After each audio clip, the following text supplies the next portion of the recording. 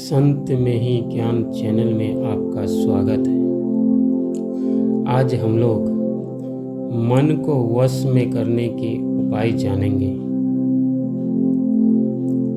संत कबीर साहब की वाणी में है, मन तू थकत थकत थकी जाए, बिन थाके तेरो काज नो सरीहे, फिर पाछे पछिताई। कबीर साहब कहते हैं कि हे मन, बिना थके तेरा काम पूर्ण नहीं होता। मन कैसे थकेगा? एक सेठ थे, उनको बहुत काम था। एक साधु ने पूछा, सेठ जी आप बड़े उदास हैं, क्या बात है?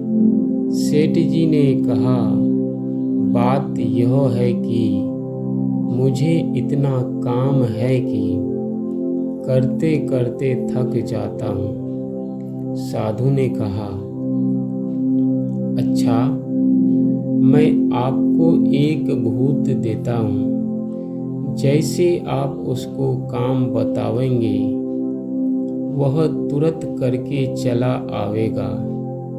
यदि आप काम नहीं देंगे तो वह आपको मार डालेगा। जब आपको एक ही काम बच जाए तब मुझे याद कीजिएगा। सेठ जी का काम होते होते जब एक ही काम बच गया तो वे घबराए। तब उन्होंने साधु को याद किया। साधु आए, सेठ जी ने अपनी कठिनाई सुनाई। साधु ने कहा, जब भूत आवे तो उससे एक बांस कटवाकर मठवा लीजिएगा और उसको जमीन में गड़वा दीजिएगा। जब भूत काम मांगे तो कहिएगा कि इसी बांस पर चढ़ो और उतरो। उस बांस पर चढ़ते उतरते वह थक जाएगा और आपको छोड़कर भाग जाएगा। सेठ जी ने वैसा ही किया। जब भूत काम मांगने आया तो सेठ जी ने कहा, एक बांस काट कर लाओ। वह बांस काट कर ले आया। फिर सेठ जी ने कहा, उसे काट कर जमीन में गाड़ो।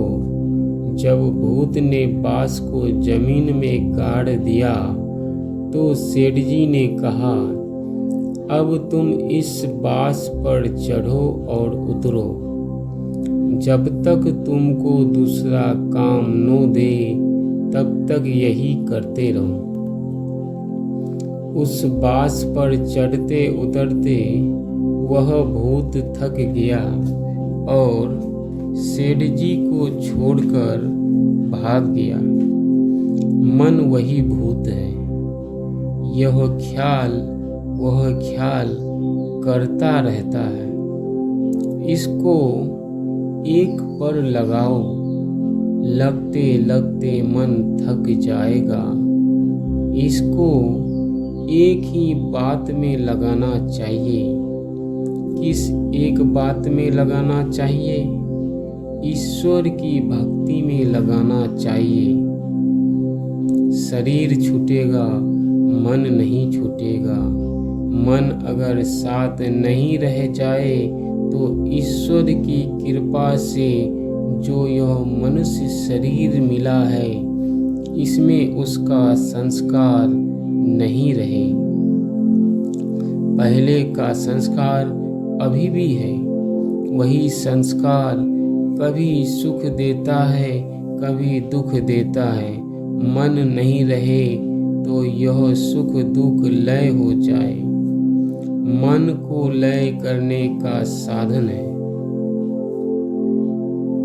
इसको ईश्वर भक्ति में लगाओ। जिस जिस प्रकार से ईश्वर की भक्ति होती है उस प्रकार में अपने को लगाओ। जप करो, ध्यान करो। गुरु जिस शब्द का जाप बता दे उसे करो। जिस रूप का ध्यान बतावे उसका ध्यान करो।